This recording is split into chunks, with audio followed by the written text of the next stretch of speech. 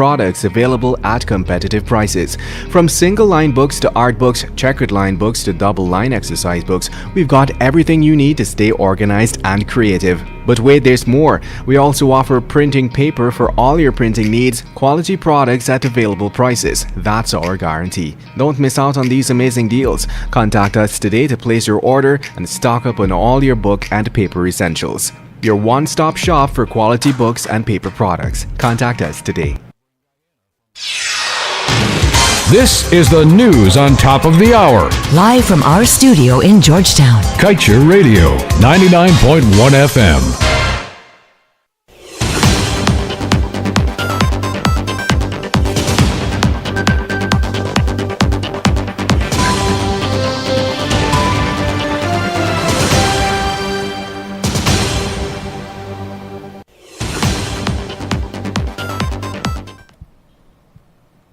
The time across Guyana and the Eastern Caribbean is 12 hours 2, and this is your main newscast for today, Tuesday, September 30, right here on Kaieteur Radio. First up, the government of Guyana announced earlier today that the new 4-lane high-span cable-stayed Demerara River Bridge will be officially commissioned on Sunday, October 5, 2025 at 5 hours 30 or 17 hours 30 by President Irfan Ali.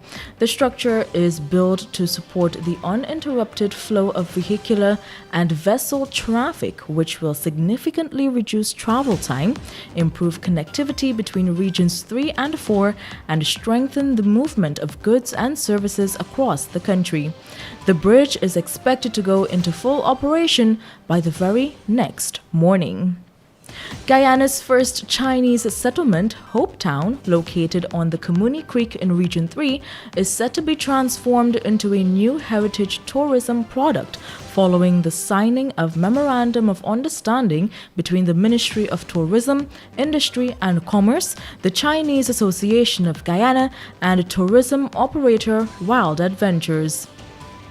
And we now tell you that the Minister of Natural Resources, Vikram Bharat, said that giving citizens cash transfers from oil funds is a failed model, and if the government focuses on this, Guyana will end up poorer than it started.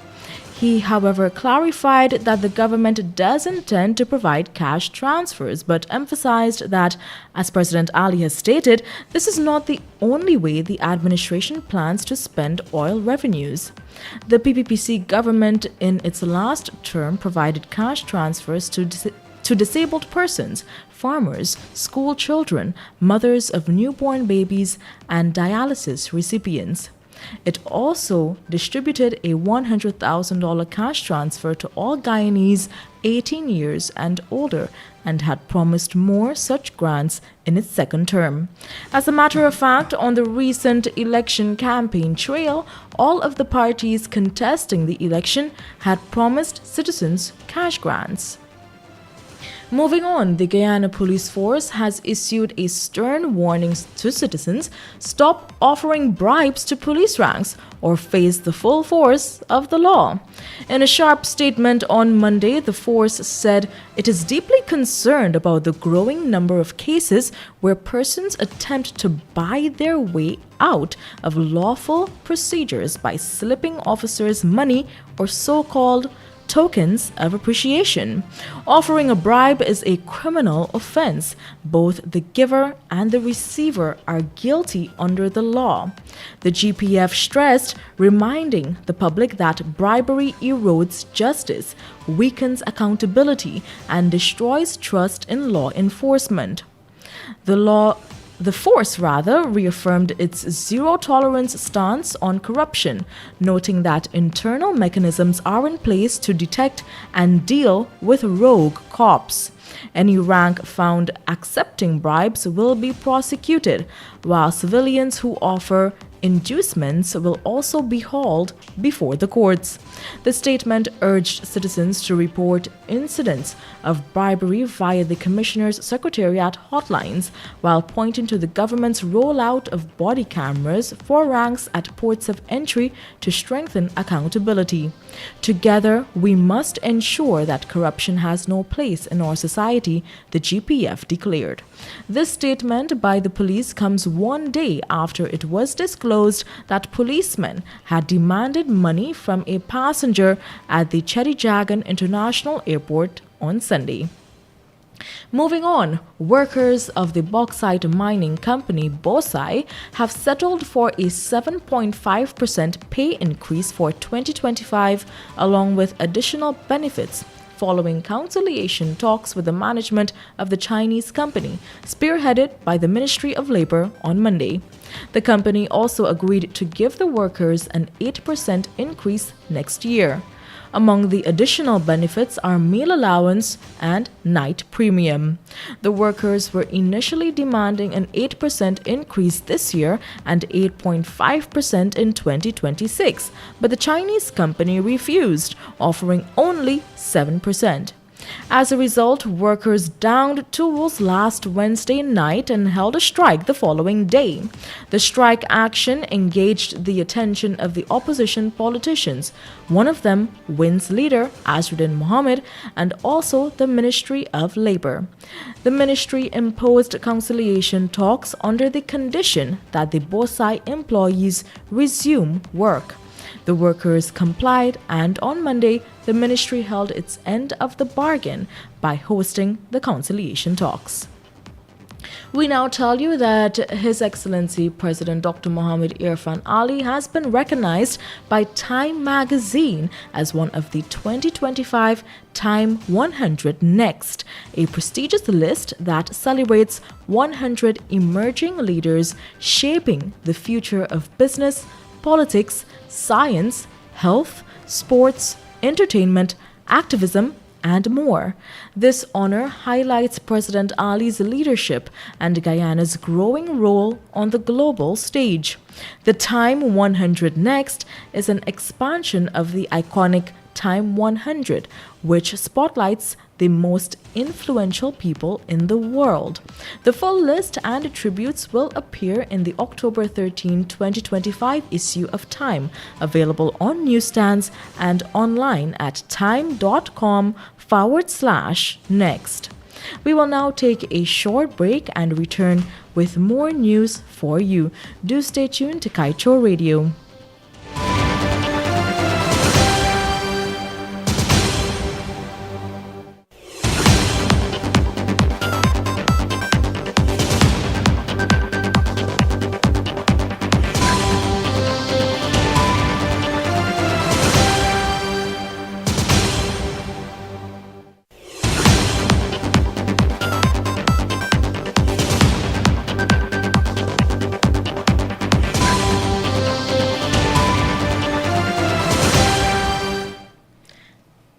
And we are back with your main newscast right here on Kaieteur Radio for Tuesday, September 30. Continuing, the Guyana Police Force's Narcotics Branch and Regional Division 6 on Sunday found and destroyed more than 409 million Guyana dollars worth of cannabis during two operations in the Upper Berbice River area.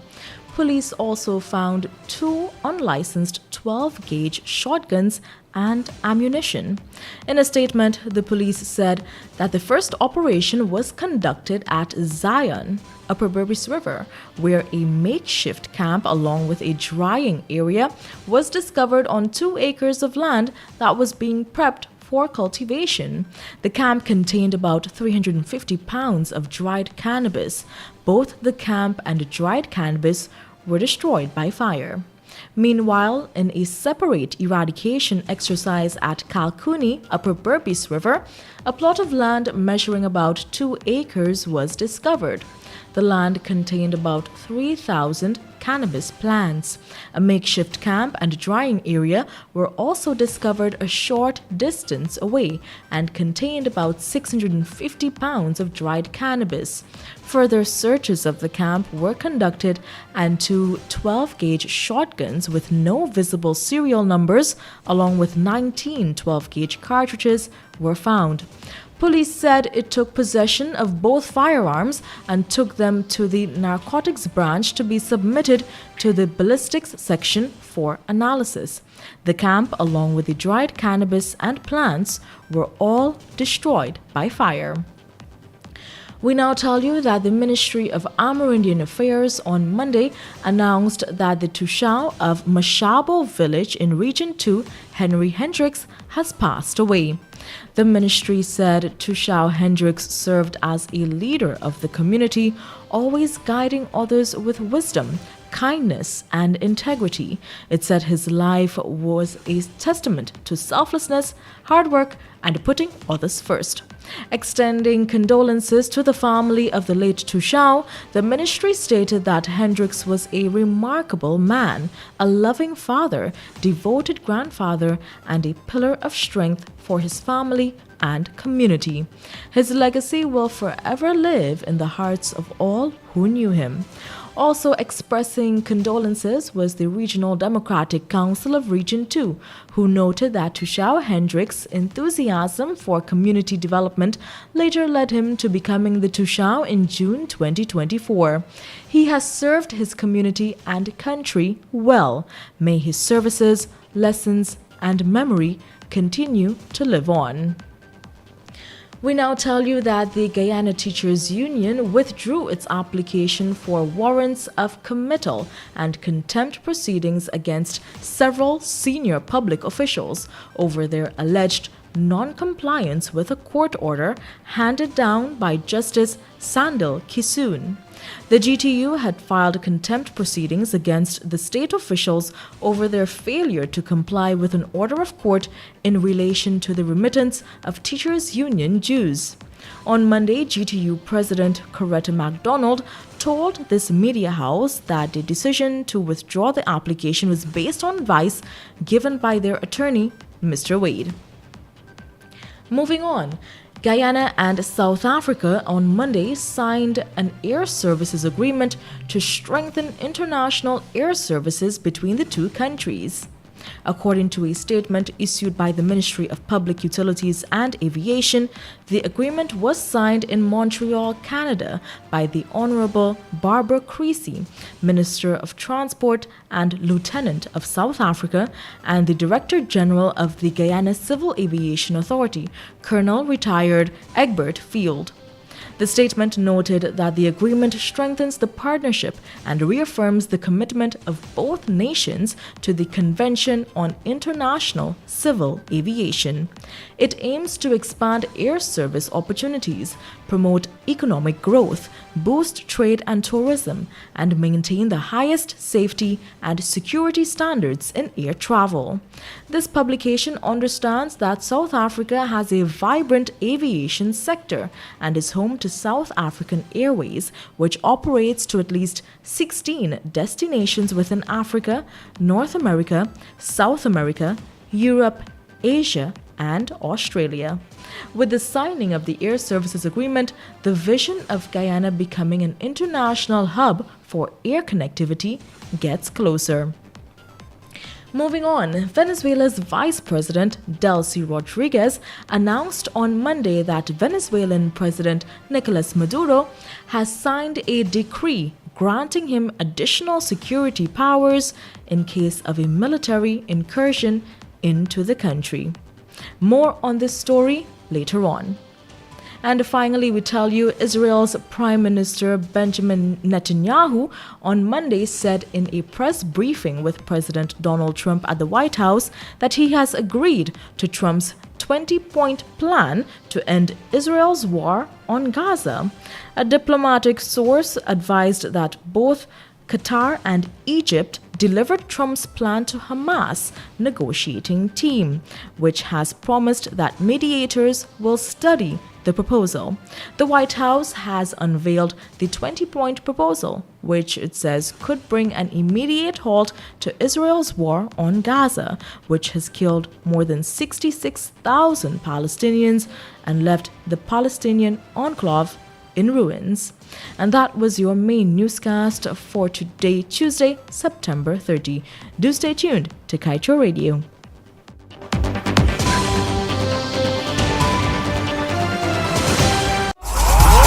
Stay on top of the news with Kaieteur Radio's main newscast, Monday to Saturday at 7 a.m., 12 p.m., and 7 p.m. You can join us Sunday too for the weekend review at 10 a.m. Remember to stream us online at www.kaieteurnewsonline.com or the MyTuner app, Radio Garden app, and you can also join us on Facebook at Kaieteur Radio. And remember to subscribe to our YouTube channel.